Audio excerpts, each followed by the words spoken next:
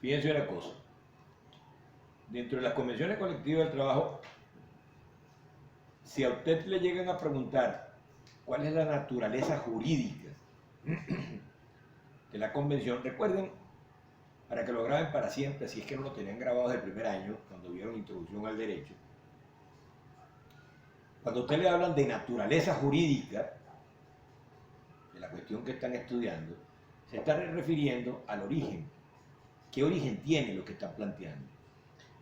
La convención colectiva, la naturaleza jurídica, es constitucional. Y es constitucional, ¿por qué? Porque si ustedes buscan el artículo 96 de la Constitución, dice, todos los trabajadores y trabajadoras del sector público y privado tienen derecho a la negociación colectiva voluntaria. Entonces, el origen del contrato colectivo, aun cuando eventualmente se regule por la ley, sus pasos pues a dar, pero su origen, su nacimiento es constitucional, por eso es que se dice que su naturaleza es constitucional. Pero eso es lo que había que hablar más o menos de la contratación colectiva. Ahora viene el tema 9. El tema 9 se refiere a los conflictos colectivos del trabajo. ¿Qué se supone que es un conflicto de trabajo? Conflicto de trabajo se supone que surge, y en la realidad surge, bueno, por las desavenencias que puedan haber entre un grupo de trabajadores y una institución, y no estoy hablando nada más ya del Estado, sino estoy hablando de las empresas privadas. Puede ser un grupo, mucha gente dice, por ejemplo, que no puede haber un conflicto colectivo que solamente abarque a un trabajador, sino que normalmente los conflictos colectivos son entre grupos de trabajadores y la empresa, porque tienen diferencias, porque no se aplica. Póngase usted, por ejemplo, que en el contrato colectivo se pactó que usted tiene que darle 4 pares de botas a los trabajadores, como se dice ciertamente en el contrato colectivo de la construcción, 4 pares de botas en el año, y eventualmente le da 2. Eso significa que usted le está debiendo 2 pares de botas que no las ha entregado, y eso genera varias cosas, no solamente el factor económico, sino que esas botas no están mandadas, o sea, esas botas no se pactan por concesiones graciosas, no, se pactan hasta para la seguridad industrial de los trabajadores. Fíjese, por ejemplo, en materia de la construcción, aunque estemos hablando de conflicto colectivo, pero estoy hablando de cosas que pueden hacer surgir el conflicto colectivo. En materia de la construcción, usted tiene que darle agua a los trabajadores semanalmente. Y no es agua sacada del chorro, no, es agua potable y de paso fría.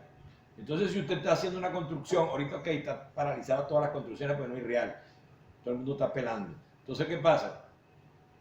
Pero si usted está haciendo una construcción de una urbanización, en el supuesto que lo hubiera, usted tiene que garantizarle a los trabajadores, estoy hablando del agua por darle una cuestión, pero suministrarle agua a más o menos 18 trabajadores por semana, agua potable, agua fría y con hielo, y si la construcción tiene 10 pisos y van por el piso 3, en cada piso de todas maneras hay que ponerles agua, etcétera, etcétera.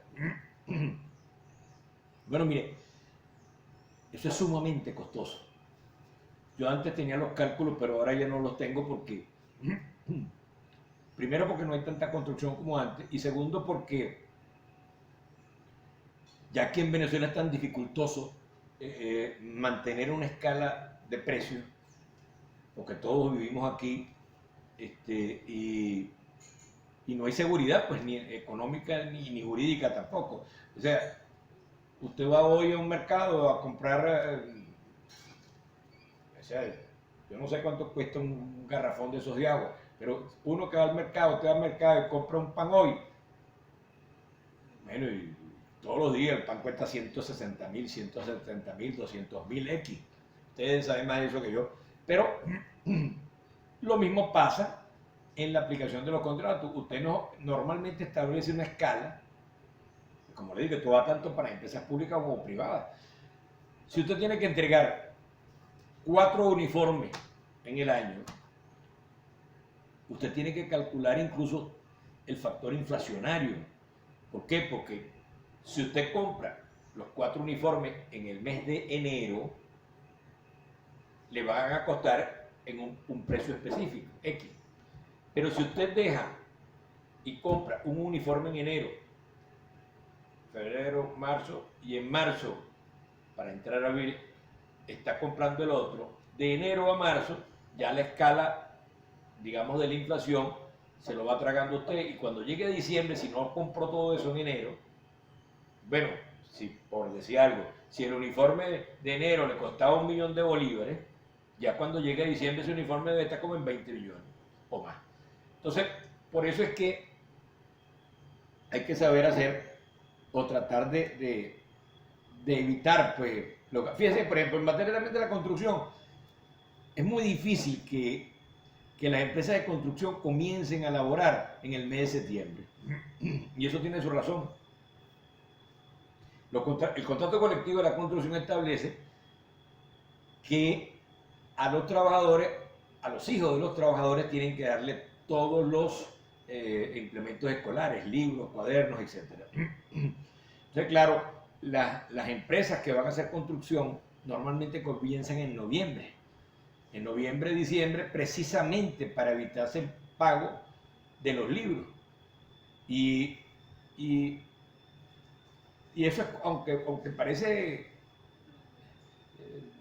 medio particular, pero imagínense ustedes, esto haciendo un edificio y que pongamos por caso que todos los trabajadores laboran, sí, que se está haciendo el edificio aquí en Caracas y todos los trabajadores viven más o menos en Caracas. Ahora dígame usted, por ejemplo, si se está haciendo una autopista y en esa autopista que se está haciendo, que se va a hacer o que se está construyendo, se va a hacer entre 2 estados, póngate que sea Lara y Yaracuy. Entonces, ¿qué sucede? Que el que está construyendo tiene que construir esos galpones donde duermen los trabajadores, porque usted no puede darse el lujo de estar buscando a todos los trabajadores donde estén, porque unos vivirán más lejos, unos vivirán más cerca, y usted tendrá que montar allí, pues, toda una estructura de luz eléctrica para que las camas, usted tendrá que dar a esos trabajadores, tendrá que dar las 3 comidas al día, tendrá que ponerle los colchones, las camas, etcétera, tendrá que tener una ambulancia mínimo eventualmente para si a alguien le ocurre un accidente poderlo trasladar lo más rápido posible para que sufra el menos daño posible, etcétera, si está vivo del accidente que le ocurrió. Entonces ustedes se imaginan, eso te trae como consecuencia en esa carretera que estoy hablando, que mientras están en un estado tienen algunas cuestiones más cercas que otras, pero al pasar al otro estado, normalmente el contrato de la construcción, salvo que el área sea muy especial, hablo del área de trabajo, cuando usted pasa, por ejemplo, de Yaracuy a Lara, los trabajadores que van a ingresar de Lara no son los mismos que estaban en Yaracuy. Y entonces, porque eso es, o sea, esa es la práctica normal, es la usanza. Y yo le digo que casi todos, algunos a lo mejor podrán mantener el que viene de Yaracuy, porque póngase usted que sea un trabajo especializado. Yo estoy hablando de esa gente que trabaja en esas grúas, que eso no lo maneja todos los trabajadores, sino que ese es uno de los mayores de los trabajos en materia de construcción a los que les pagan más. Y eso porque es una especialidad, pues eso no es... o sea, eso no es agarrar una pala y echar el cemento, sino eso requiere, pues, otros conocimientos, incluso manejar un poco computadoras, etcétera, etcétera. Entonces,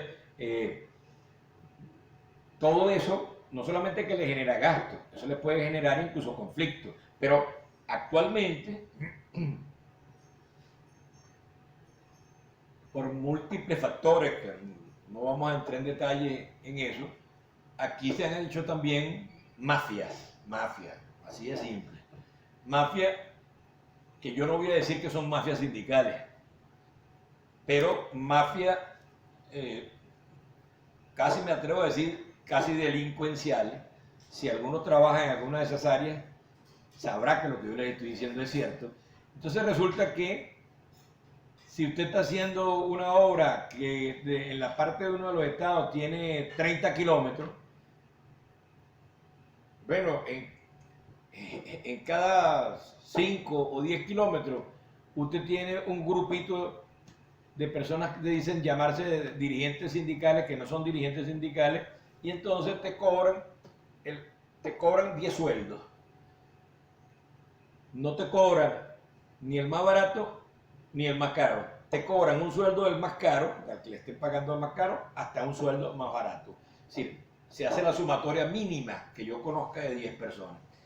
Y les advierto, se les presentan más o menos 3 o 4 supuestamente sindicatos, y el problema llega a males mayores cuando de repente usted dentro de esas construcciones lo amenazan con secuestrarlo, lo amenazan porque ya saben dónde usted vive, o porque lo pueden asaltar en las carreteras.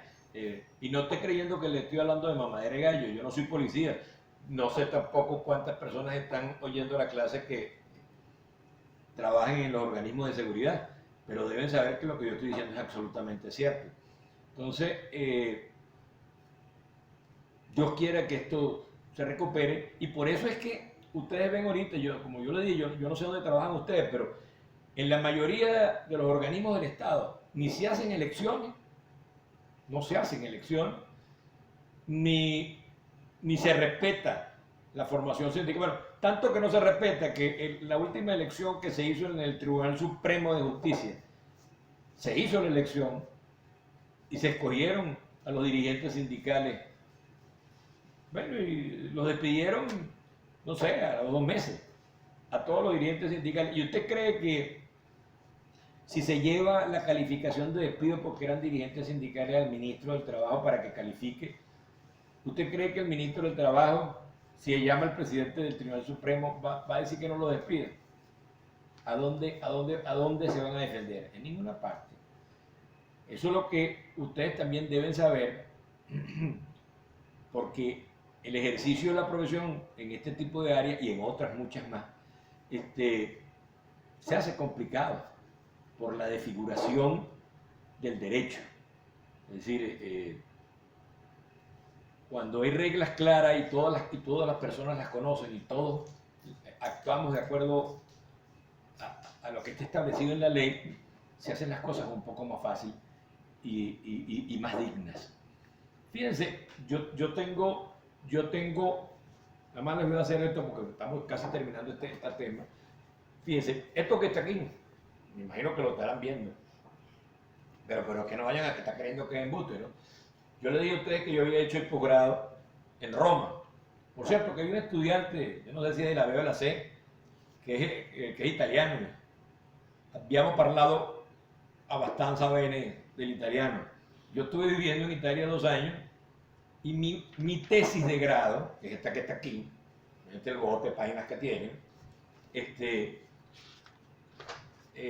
se llama el derecho, claro, en italiano es el diritto di sciopero nel Venezuela e in Italia. O sea, el derecho en Italia, huelga significa sciopero. Mi tesis de grado en Italia fue el derecho a huelga en Venezuela en comparación pues con el derecho italiano. Y de todas maneras lo extendí a todo el área de la Comunidad Europea, aun cuando todavía no estaba terminada, cuando yo estaba ya, no existía el euro, sino lo que existía todavía era la lira. Hablamos en próxima oportunidad.